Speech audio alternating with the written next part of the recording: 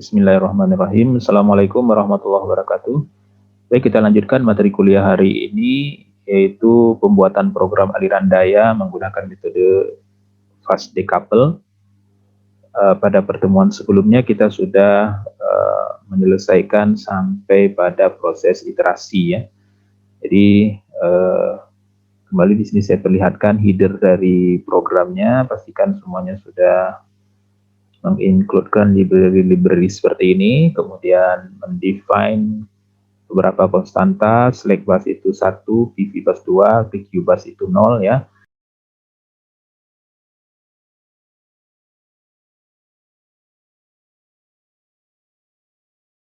Nah, ini untuk waktu ya, perhitungan waktu, kemudian ada satu void, fungsi void untuk inverse matrix.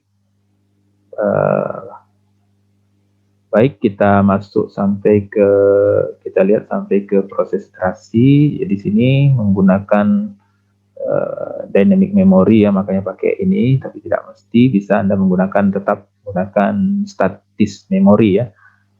Memori statis itu menggunakan dimensi, jadi di dalam dimensi array-nya Anda sebutkan 10 ataupun 20 ya. Kalau ini menggunakan dynamic ya, makanya pakai tambahan yang tadi. Baik, ini sudah dijelaskan pada pertemuan sebelumnya.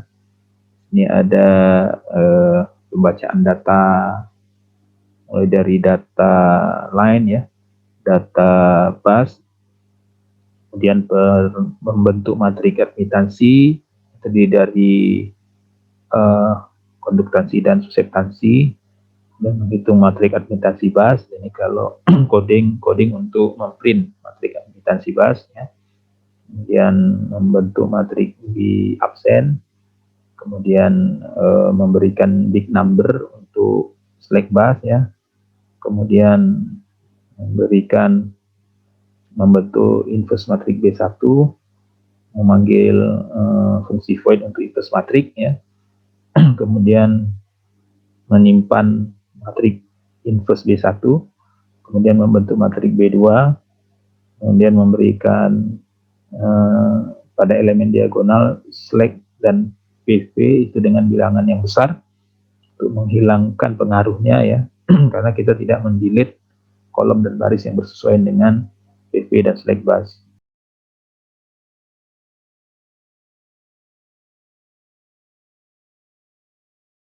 Ya, tapi kita berikan saja nilai maksimum pada elemen diagonalnya sehingga nanti ketika diinverskan dia tidak berpengaruh.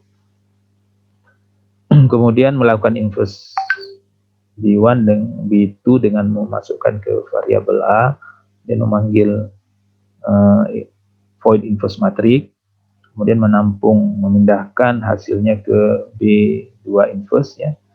Kemudian di sini baru delta P dan delta Q-nya didefinisikan di awal adalah 0 ya. Dan proses iterasi dimulai di sini, start iterasi dengan nilai awal iterasinya 1, delta max-nya 1,0. Dan prosesnya dimulai dari menggunakan perulangan while, ternya sampai maksimum 150. Kemudian mismatch-nya kita buat 0,001 ya. Kemudian di sini akan kita print berapa kita set untuk memprint yang ini tadi ya. Nah, ini sudah dibahas di pertemuan sebelumnya, menghitung P dan delta P, menghitung delta theta ya. Ini coding untuk menghitung delta delta, menghitung delta V ya, menghitung mengupdate-nya ya, P dan delta theta. Kemudian ini menentukan mismatch maksimumnya ya, codingnya. Nah, ini hanya untuk tampilan print supaya berbentuk tabel. Nah, kemudian di sini terakhir while dan keluar dari proses iterasi. Ya. Jadi sampai di sini memang belum ada yang di print, kecuali yang baru saya tambahkan, dia akan memprint proses iterasi dan mismatch-nya. Jadi kalau ini kita jalankan, kita rebuild, itu pastikan di sini sukses ya, programnya sukses. Kemudian kita jalankan dengan klik ini ya. Ini ada kesalahan, coba cari kesalahannya. Tadi ada yang dihapus ya. Oke, ini tidak perlu ya. Oke, di sini kesalahannya. Kita build lagi. Kemudian debug lagi. Ya, ini hasilnya seperti ini. Ya, jadi proses iterasi berlangsung selama 6 kali ya. Dan mismatch-nya mulai dari maksimum 2 tadi, kemudian terus menurun sampai kecil dari 0,001 ya. Jadi dia akan keluar dari proses iterasi karena kedua-duanya baik mismatch daya aktif maupun mismatch daya reaktifnya sudah dikecil dari 0,001.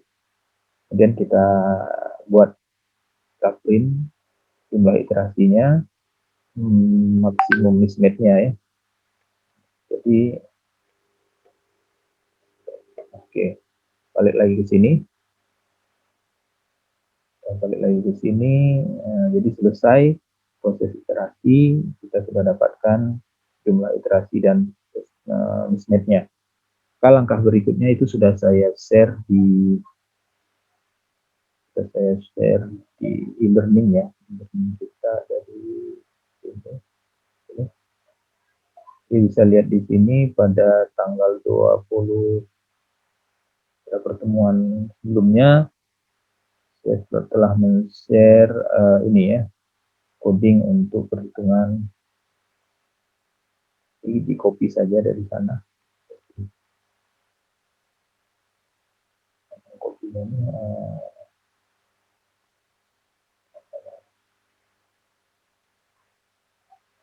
Ctrl A semua. Jadi ada dua coding di sini ini dan oke, kita print, kita copy, dan pergi lagi ke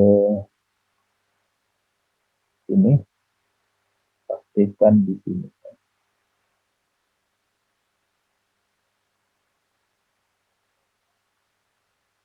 Nah, ini codingnya.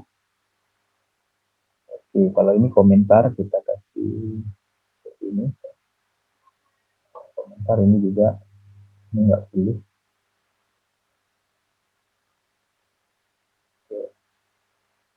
Sementara kita pakai saja semua ini. Ini perhitungan dijadikan komentar reaktif total ya. Jadi setelah perhitungan P dan Q untuk select bus, Q untuk PV bus ya, karena select bus itu diketahui theta dan tegangan, maka yang dicari adalah P dan Q-nya. Sedangkan PV bus diketahui P dan V, yang dicari Q dan theta. Theta sudah diperoleh dari proses traksi ya. Jadi hanya Q-nya ya. Q itu di reaktifnya dihitung. Jadi ada codingnya di bawah. Di coding ini sekaligus mencari P dan Q select bus serta Q pada PV bus ya. Ada PV. Kalau tipenya select dia dicari P dan Q. Tapi kalau tipenya PV itu hanya Q-nya saja ya. Oke, sampai di sini kita coba jalankan. Ini ada satu lagi coding untuk menghitung daya aktif total dan daya reaktif total, baik di pembangkit maupun di beban. Kalau PG total berarti pembangkit diberikan inisialnya 0 dulu. Ya. Kemudian dikalikan dengan base, karena dia dalam per unit. Kalikan base-nya 100 ya, 100 MPa. Kemudian untuk beban begitu juga, inisialnya 0, baik daya aktif maupun daya reaktif, kemudian dikalikan base-nya ya. Oke, sampai di sini ini selesai untuk menghitung daya pembangkitan total, daya beban total. Jadi kalau kita jalankan, sukses, cuman kalau kita print memang belum ada yang di print di sini. Jadi printnya masih sama seperti ini. Oke, kita kembali lagi ke sini. Nah, sekarang kita tambah coding untuk setelah proses ini adalah memprint ya, menampilkan hasil. Menampilkan hasil juga kode programnya sudah saya share. Itu ada di sini, di bawah ya. Yang ini ya, tampilan. Nah, kita copy saja, jadi kalian copy saja nih. Sampai ke sini ya. Ctrl C, pindah lagi ke Visual C++, pastikan di sini. Oke. Nah, hasilnya ada beberapa yang dijadikan komentar seperti ini. Nah, ini jadikan komentar ya. Saya tidak diproses. Kalau ini kodenya sudah benar, ini juga jadikan komentar. Tidak diproses ya. Nah, di sini Anda menampilkan tampilan data bus ya. Bus itu terdiri dari nomor bus, tegangan bus, sudut tegangan, daya injeksi daya generator, baik aktif maupun reaktif, kemudian injeksi beban ya. Atau kalau beban dia arahnya keluar, baik daya aktifnya maupun daya reaktifnya. Kemudian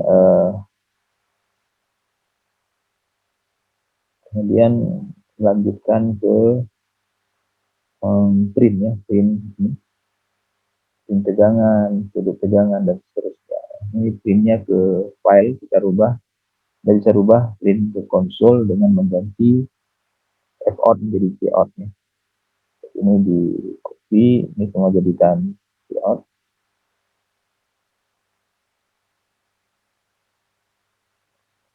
C-out. Kita juga printnya ke file ya, tapi nanti kadang-kadang diblok oleh virus ya. Jadi bisa dinonaktifkan, nanti bisa di print ke file. Ini juga layout. Oke. Kemudian semua ini juga layout.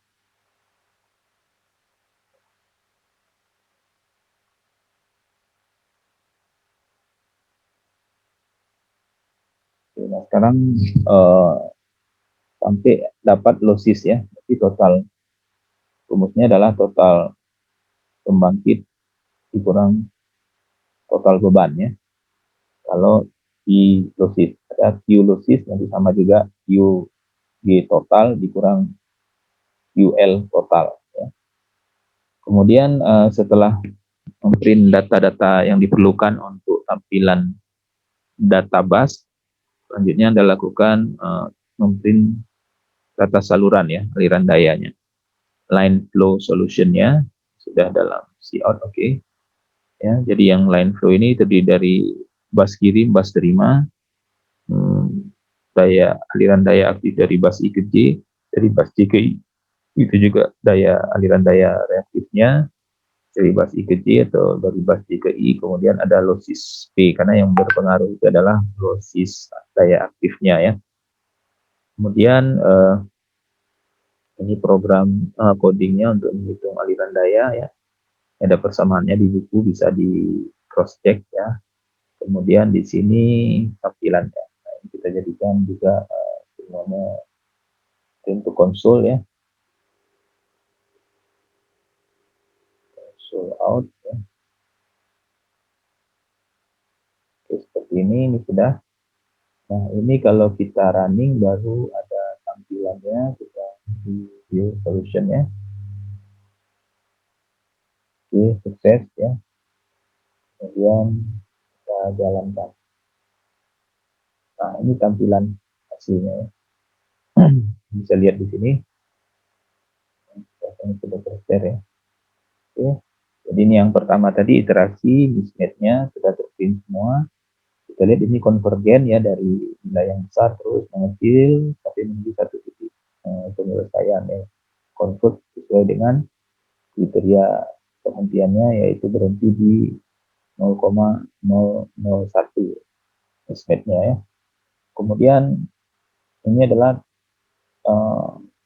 solusi aliran daya menggunakan plastik couple, solusi untuk bus ya, tampilan bus yang perlu, data-data yang perlu adalah tegangan. Setiap bus sudah diketahui, ini sudut tegangannya ya, ini diperoleh dari proses iterasi.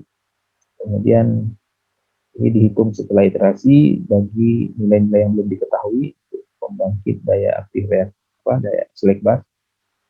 Kemudian daya pada PV bus ya, bus 3 ini adalah PV bus, bus beban, tidak ada pembangkit. Bus 2 adalah bus beban. Kemudian yang ada adalah nilai beban ya, gitu. Kemudian totalnya, total Q-nya, total beban aktif dan beban reaktif, sehingga lossisnya ini dikurang dengan, ini adalah lossis besar 11,2711 megawatt ya. Kalau lossis daya reaktif ini dikurang dengan ini nanti ya, bisa ditambahkan nanti. Kemudian selanjutnya adalah melakukan print line flow-nya ya. Line flow terdiri dari bus, ini belum lengkap ya, tapi dua pastinya belum tampil. Ini PIG, PGI, ada yang kesalahan di codingnya, kita coba lihat.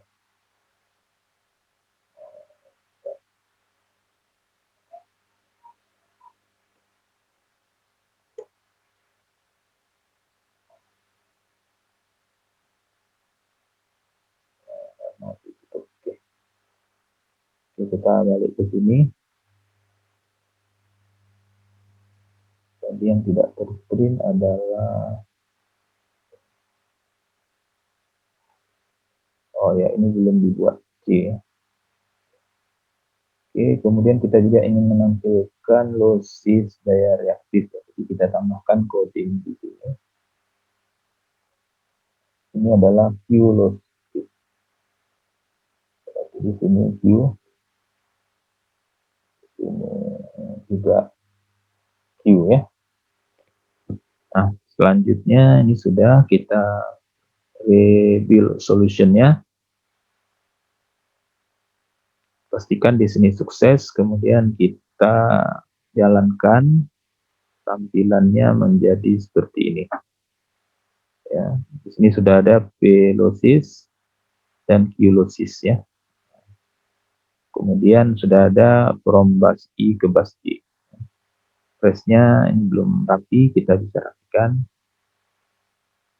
Balik lagi ke sini. Nah, yang terakhir ya, see out. Berarti di sini harus ada see out, ENDL, kita berikan spasi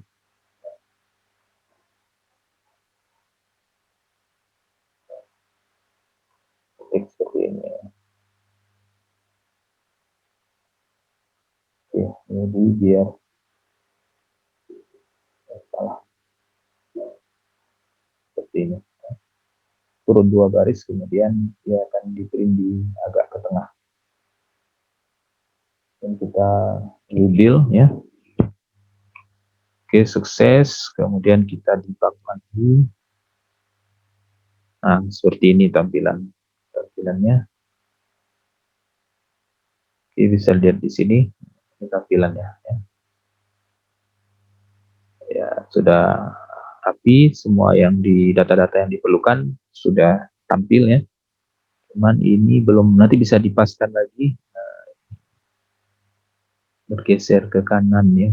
Ini bisa jadi headernya digeser atau ininya dikurangi 2 digit di belakang koma ya. Bisa juga ya. Bisa diatur 2 digit di belakang koma, ini 4 digit ya. Kalau 2 digit di sini berarti ini nanti bisa bergeser, atau sebaiknya ini saja yang digeser ke kanannya. Tinggal dirapikan. Baik, mungkin ini untuk data, kalau kita close data 3 bus ya, data sistem 3 bus. Nah, untuk merubah data itu bisa kita lakukan dengan mengklik ini. Ya, di sini baru ada data 3 bus ya. Kalau kita ingin membuat data baru, kita bisa tambahkan di sini new file ya. Text file kalau kita mau nambahkan data. Text file kita bisa ikuti format data 3 bus ya. 3 bus, kalau mau 4 nanti kita tinggal inputkan semua datanya, kita save sehingga nanti disimpan di folder yang sama dengan folder yang ada Flow 2021 CPP-nya ya, C++-nya. Baik, mungkin ini penjelasan sampai program semua bisa diselesaikan. Dan ini kenapa ada free ya, karena saya program ini menggunakan alokasi memori yang dynamic ya. Jadi kalau pakai dynamic allocation memory pakai ini, tapi kan kalau Anda tidak ingin pakai yang ini juga bisa ya. Anda bisa menggunakan misalkan yang sebelumnya ya, dengan cara memberikan dimensi. Misalkan kita coba ya, ini kita tidak pakai theta, ini kita gunakan pakai dimensi biasa, bisa ya. Ini kita hapus ya, dan ini juga bisa kita hapus di sini. Oke, nanti bisa dicari. Ini adalah theta satu dimensi berarti misalkan 20. Seperti ini penggantinya, ini statis ya, alokasi memori yang statis 20 bit. Kalau tadi yang dinamis ya, kalau kita tidak ingin pakai yang dinamis karena banyak tambahan codingnya, jadi bisa kita abaikan. Tapi kalau untuk solusi sistem yang besar itu memang harus pakai pengalokasian memori yang dinamis sehingga tidak memberatkan memori komputernya. Ya, ini kita coba rebuild dulu, nanti kalau ada yang error kita perbaiki. Oke, tidak ada. Jadi tidak mengganggu program rasanya kalau kita jalankan. Oke, cuman ada masalah di memori ya. Jadi kita bisa ignore saja ya. Hasilnya adalah seperti ini. Jadi hasilnya masih sama. Tidak ada yang berubah ya. Cuman ada permasalahan memori tadi karena kita tidak menggunakan, ada yang tidak kita gunakan tadi. Oke, kembali lagi ke sini, tinggal dicari yang theta tadi di mana letaknya. Theta sudah 20 ya. Theta ini sudah kita hapus free-nya ya, mungkin di free-nya belum kita hapus. Karena dia sudah tidak dialokasikan, berarti kita hapus juga di free. Free theta ini tidak perlu lagi. Mungkin ini masalah memori. Oke, kita build lagi.